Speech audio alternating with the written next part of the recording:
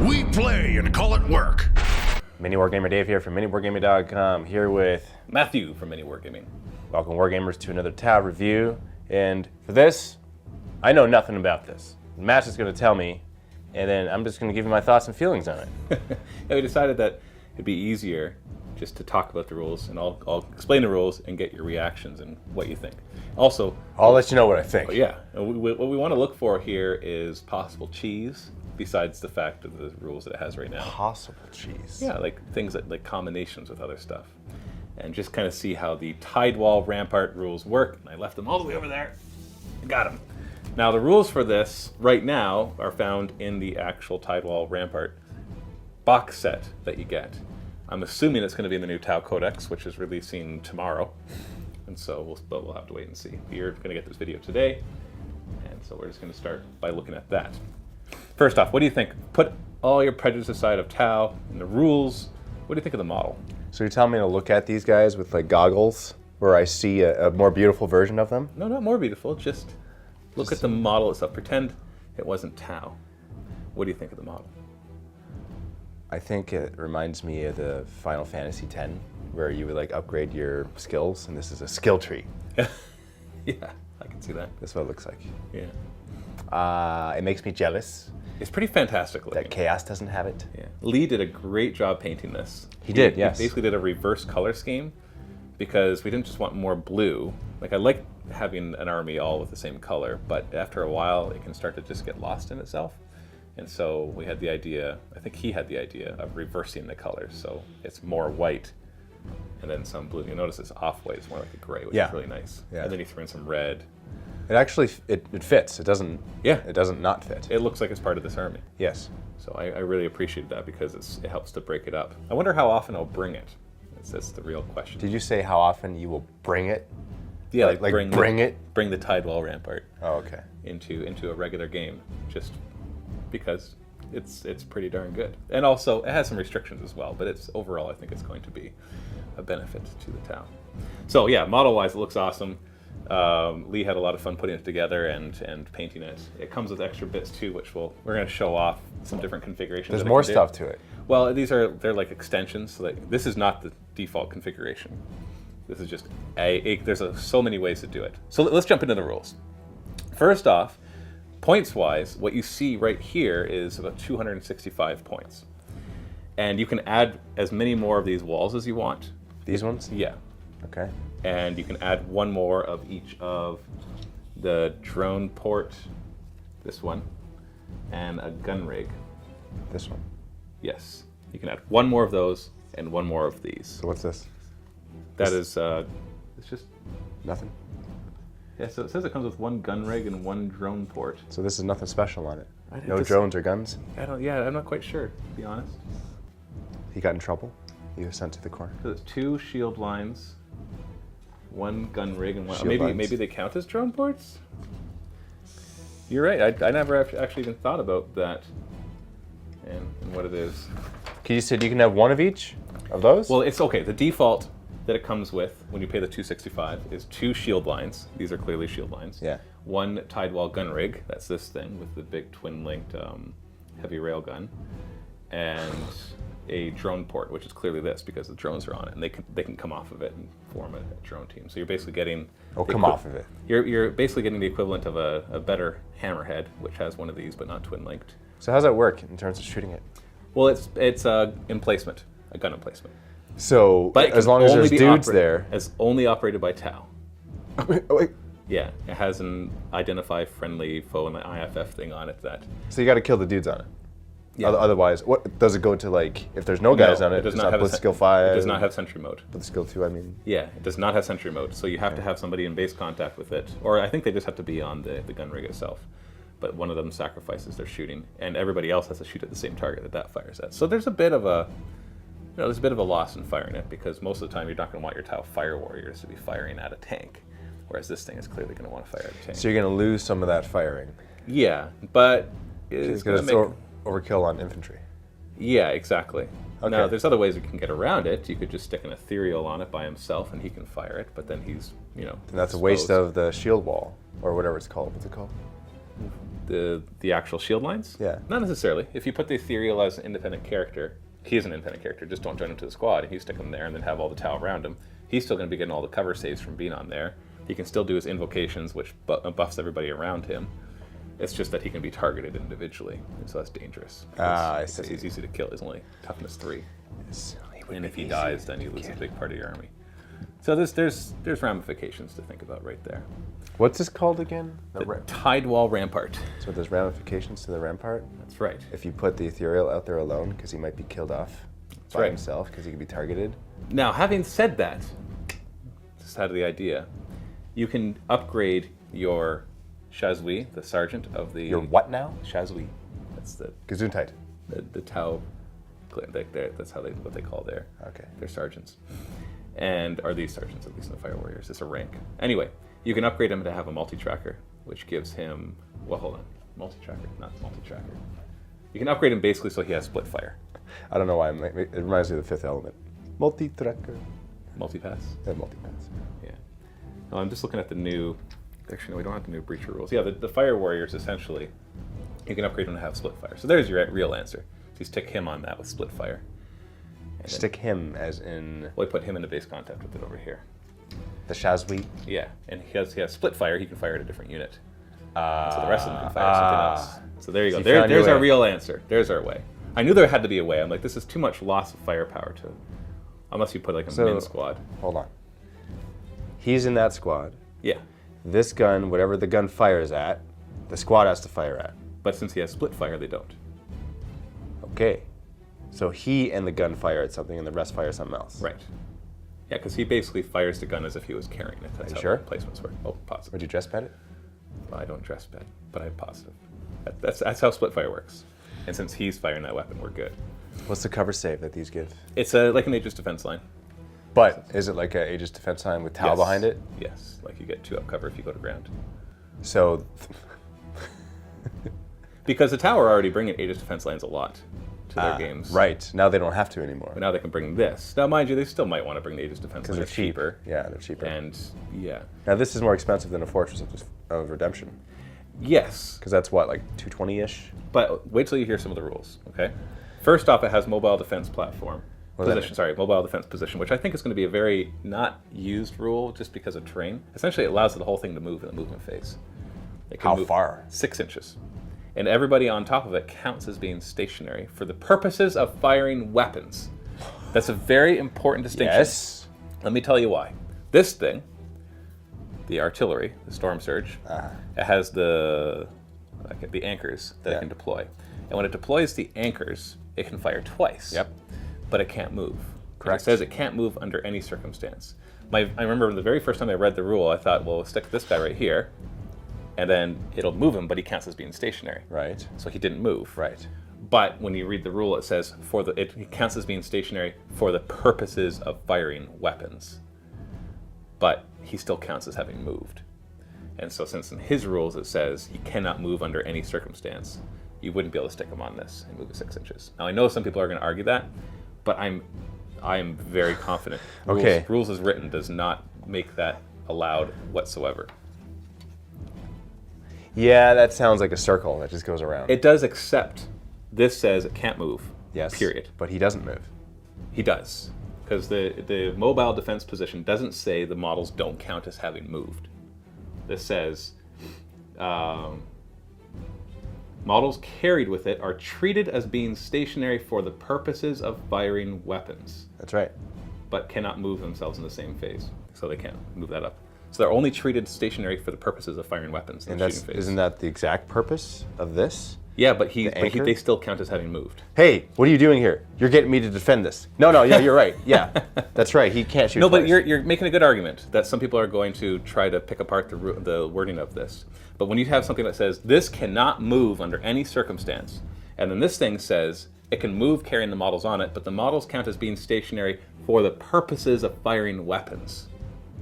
It doesn't say they actually count as being stationary for everything. It only says for the purposes of firing weapons. Right. And so, but it's still That sounds like he can actually shoot twice. But except that his says that he can't move under any circumstance. he doesn't. He does, The though. terrain does. Oh no, it doesn't say they don't count as having moved.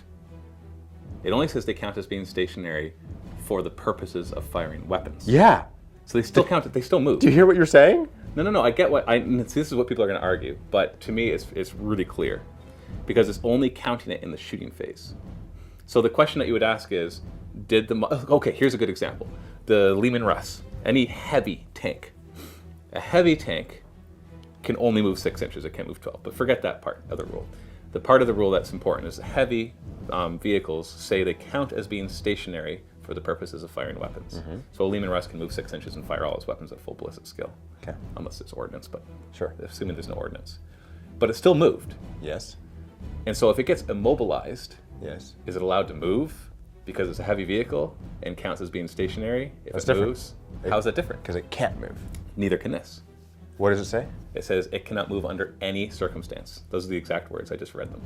It cannot move under any circumstance. So a Lehman Russ has the heavy rule that says in the shooting phase, it counts as being stationary even if it moved. So does that allow it to move when it's immobilized? Because it counts as being stationary? No, But of course it not. is unable to move. That's the same with him. He's unable to move. He doesn't move. He does, because it still says it says that they can't move further, like they can't actually move themselves after that. So it's like they've moved with it, and it says it only counts as being stationary for the shooting phase. It doesn't say that it counts as being stationary in the movement phase. Aren't you usually Team Rye anyway? Oh, no, I think that's right as well, because for one thing, this guy doesn't really fit on it. I'm sure if you want to stick him on there, I have no problem with that. They should have made his base size like that. Yeah, right. Like even these guys don't fit on it. Heck, a crisis battlesuit team. Sorry, the broadsides. Now these are the guys that would really benefit from it because their weapons are all heavy weapons, and they're not relentless. And so if they move, they have to snap fire. So you stick one on here, it moves Seriously? up 6 inches. Yeah, that's their big disadvantage. Well, that sucks. So you stick it on there, it moves up 6 inches. He can still fire at full ballistic skill. But the problem with him, look at the size of his base. They come in groups of 3 typically. Where are you going to put the other guys? Like you're going to have to. Well, you can put them on the wall, could you not? Yeah, I guess. Yeah, I guess Same you with could- these guys, actually. You can put them on the wall. Yeah, I guess you could stick them right here, here, and here. And you can put all those guys inside there. That's true. I guess you could try that. Yeah. They just look like, hey, one big guy right there. Now I know people are going to argue what I said about this, and that's fine. Have some discussions, but we're definitely unless like a tournament like the ITC or Adepticon rules against what I said, we're definitely going to have that be the way that we're going to play it. Well, I guess it says it cannot move under any circumstance, which means it moving on terrain that's moving at is a circumstance. It also means if you tank shock it, it dies. Because why? You have to move out of the way. What do you mean? Unless you can't tank shock gargantuans, I can't remember off the top of my head. But assuming you can tank shock gargantuans, Okay. it just is removed from play. Because It can't move under any circumstance, but it has to move. And it says if it can't move its full distance, you have to remove it for tank shocking. Like when you ram it. so a rhino can kill this. Yeah, Seriously? yeah. Well, if you have a rhino at it and it's at that point, then Tau would probably lost anyways, because it means you're all the way back there. Oh, I guess that's true. When under any circumstance would a rhino be an inch away from it? Yeah, exactly. So, but anyway, so yeah, that's how I really believe that works. So I know some people are going to try to do that anyways, because some people will break What? they'll break better written rules. Let me just put it that way. And this one, I think is clear. I think it's very clear. Now the thing is, when it moves, so it has to move over open ground. It cannot move, it can't move over any terrain whatsoever. It can't move if there's enemy models on it. You know, I guess that's another disadvantage too, because how often? terrain-ridden are the battlefields? Especially when I play, I like to put lots of terrain. Even when I'm playing Tau, people, whenever I play Tyrannus, they always think I'm putting the terrain in my favor because Tyrannus like cover. But I actually play that way even when I'm playing a shooty army like Well, Tau. there's a way in the rule book that says that you should do terrain. I don't. See, that's the fact that you say that No, I just like lots of terrain. That's just what it because comes it gives you down to. cover. No, I like it because it's cinematic. I'll play with Tau. Tau don't want you to have terrain. All right. They want to have everything out in the open except for where they are. Like this, for example. So I wanted to show some of the possible configurations. There's going to be tons of them. Like connects. Okay, well here, I'll tell you the rules for it, and then you put it together in a way that you think would work. Okay, so here are the rules. When you assemble this together, for one thing, forget the fact that it all has to be together in one long line. It doesn't have to be. Maybe The separated. the rules are the Tidewall shield lines must be connected to at least one other shield line or one of these things. Okay? Okay. And these, it says, if they're not attached to anything, must be within 6 inches of a gun line. So you can do that? Actually, sorry. If separate, the gun rigs and drone ports must be set up. So all it says, the only thing that has to be attached to something else are these guys. Oh, okay. And they so have these to be attached guys, to at least one other thing. they could be standalones. And so we can do this here. We could do that over here, and then we can do that. The drone. Because it says these have to be set up within 6 inches of one of these. So you'd have to have it like, Oh, so that could be in the middle there. yeah. There you go. So that's legal. Yep. But when you move it, it has to stay in this formation. So you have to move the entire thing? Yeah. So if you move it this way, like, okay, I'm going to move this way, then that has to move, that has to move, that has to move. So, you can get some configurations where maybe it's going to shimmy back and forth. I know some people had talked about getting a third one of these and making a triangle, because then people can't get to the rear of it. But I'm still confused about that third one. Maybe the box just comes with 3 of them, but it doesn't look like a drone port. So it says connect. Does that count as being connected? See this? Or can you go like that? It just says the touching. It doesn't have to go to these. The way that you can build these is you can put the stairs along any of these segments. So as long as it's touching. It just says must be connected. So I would say connecting is anything like this. Of course, visually it's nice to stick it on that because look at that. It just fits in there so nicely. Because that looks connected. Yeah, but really, because I know how the model's done, you can do it anyway. Somebody might come up with some weird way to magnetize all this. I wonder if now I'm curious if he assembled that wrong. Why? Because maybe it should have been a drone port with more drones, and he just has extra. Because there's nothing on it. But no, there's one right here. That doesn't have any drones on it. So what is that piece? I am so confused. It's the black sheep. Doesn't have any names on it. The composition is two Tidewall shield lines, 1 gun rig. I know that this is the gun rig for sure, and 1 drone port. And you can include up to 1 additional drone port. So maybe this is supposed to be a drone port, but Whatever the case may be. yeah, I really don't know. I'm gonna have to look into that. Leave a comment if you have a suggestion on what it could be. I want to get it back into frame. Okay, so we already know how that works. Okay, so it gets even better. Anything on here for Tau, by Tau only. It could be enemy Tau, but it has to be Tau. Get to reroll 1s on shooting. Okay. On top of that, they have a rule called telemetry relay. Oh, we're not even at the bad stuff yet. Okay. So far, this is nothing. This is not worth 265 points for what I've told you so far. I suppose that's true. Just go get the Aegis defense line, and you got your gun wall. That's true. The telemetry relay. In the shooting phase, 1 model with the Tau Empire faction that is on the drone port can upload telemetry data for an enemy unit within its line of sight instead of shooting. What does that mean? Basically, a model on here can not shoot and can just declare it's putting the telemetry data on one of the guys. What's telemetry? If it does so, a model firing this thing in the same rampart, so in the same fortification, so it can't be a separate fortification, which you're not going to have very often anyways, gets to add 1 to its ballistic skill. It's already twin-linked. But it also gains Tank Hunter and Monster Hunter.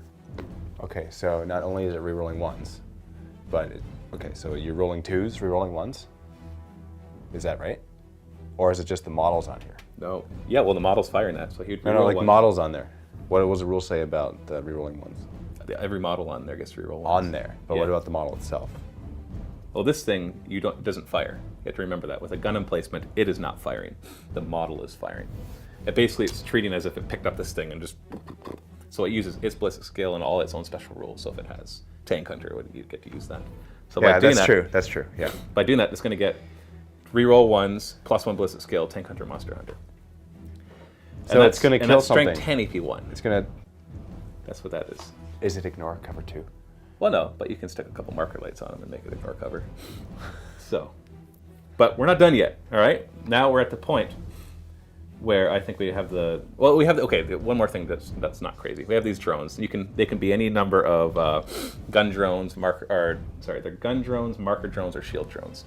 And when they're in there, you can't do anything with them. Nobody can fire at them or whatever. But you can, at the beginning of any movement phase, including the first, just detach them all, and then they just disembark from it and count as a unit.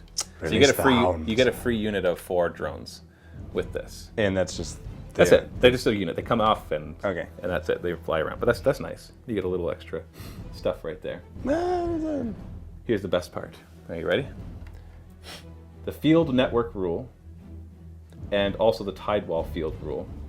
Whenever a cover save is made because of this wall, specifically this wall, okay? Like a 2-up? No, that's if they go to ground. Whatever. So 4 up? A 4 up by default, 2 up if they go to ground.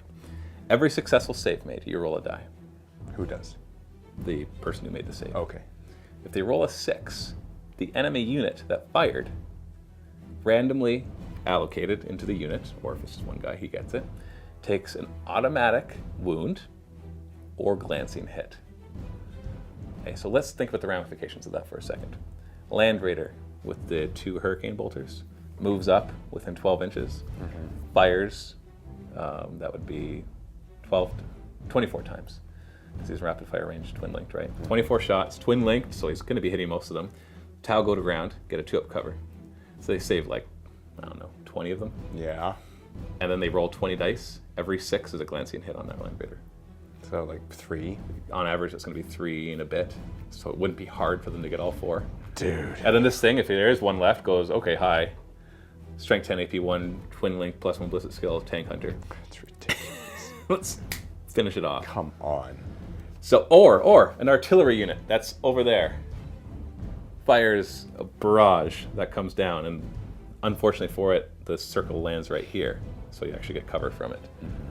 It hits 5 guys who go to ground and get 2-up cover, and so they make their 4 or 5 cover saves. And then they roll and maybe get a 1 or 2 6s, and that artillery unit all the way over there suffers some glancing hits. It doesn't make any sense. Or the real question, I saw this on Bell of Lost Souls, somebody posted an article about this. If you have an orbital bombardment coming in. A what now? An orbital bombardment. So like a chapter master, for example, Okay. one use only gets to drop an orbital bombardment. Yeah. If that drops down and somehow these get a cover save from it, and then you roll 6s, does the chapter master take the wounds, or does the ship up in space take the glancing hits? We've got some wacky things that are going to happen with No that. kidding, yeah. Yeah.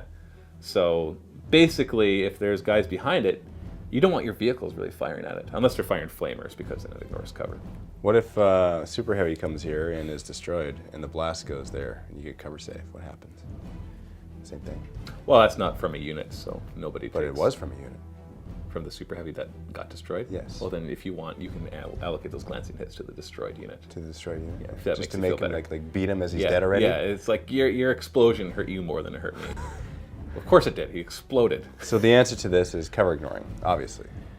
Yeah, which there's some stuff that's cover ignoring, but you have these really squishy units, the Fire Warriors, they're going to be the main guys occupying this. But like you said, these guys will do very well on here as well. Yeah, they will, because they don't count as moving, right? Yeah, so you get to move it. Now, I don't know. I really don't think that's going to happen very often. What? The moving around thing, because like we said, it's Well, yeah, why would you want to move this thing? well to get within range. These only have 24-inch range with their weapons, Okay, that's true. and so So you wouldn't want want to put them behind there, because they have crap range. Yeah, but if it can move, so you deploy this right at the 12-inch mark, and it moves up, and you get that little extra movement. I'm sure people are going to find a way to use that to their advantage, which is fine. It's meant to be used to your advantage. Are those all the rules, or are there more? The field network. Yeah. See, if now, mind you, let's see if they actually work. Yeah, in order for that rule to work, the model has to be within 1 inch of it. So if a model's back here and you fire through it, it'll still get the cover save from this, but it doesn't get to bounce it back. 1 inch of that, so right there is good? Of the actual wall. Of the wall? Not of the terrain piece? Within 1 inch of a Tidewall shield line's energy barrier. So yeah, you basically have to be on there. Okay. The other way that you can get it is and make it bounce back is if you're on one of these things, and the cover save comes from the wall. So How? by being, it's just that. But That's you're the not other an rule. inch away from it, though. Or you're I know, not. but it has a separate rule for it. It has field network. Roll a dice each time a successful cover save is made for a model on a gun rig or drone port if one of the shield line's barriers is between the attacker and the target. So even if this is not providing the cover save, if it's between the two and this is providing the cover save, because maybe the guy's up here, So if you're up here and you get a cover save, it that doesn't happen. bounce back. Yeah. But if But that if is they're firing fine there, across here, then this would be in between. So it gives you a reason to have this deployed behind it like this rather than on the end of it. It actually looks like. Yeah, you want to do That. this and then put these behind it. Yeah. That's And kind we of have pieces. Now, the nice thing is they provide these pieces so that you can do this in a pretty way. So look at that. Oh, that one's yes. angled. There's another angled one, and we have these end pieces too. Yeah, that's probably the intent. Yeah. Well, they have several pictures on the Games Workshop website of how they do it. And they had something like this. Well, not like this, but similar. Same idea. I think that's all of it. Drone control systems we already covered. So what would be good against it? Which obviously we'll find out in who would win, but Well, same just thing. a discussion. Anything that ignores cover. So drop out of cell. That would probably take care of, make short work of those guys. Yeah, and this is a gun emplacement, so you can attack it.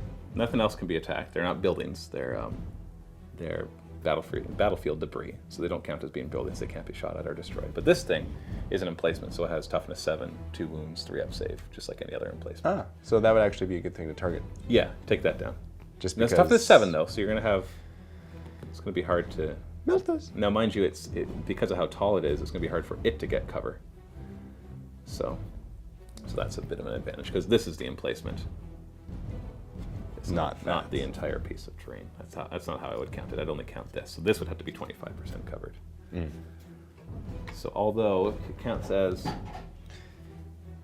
It would be interesting to see that. yeah, see this counts as a defense line as a well. Land Raider scenario.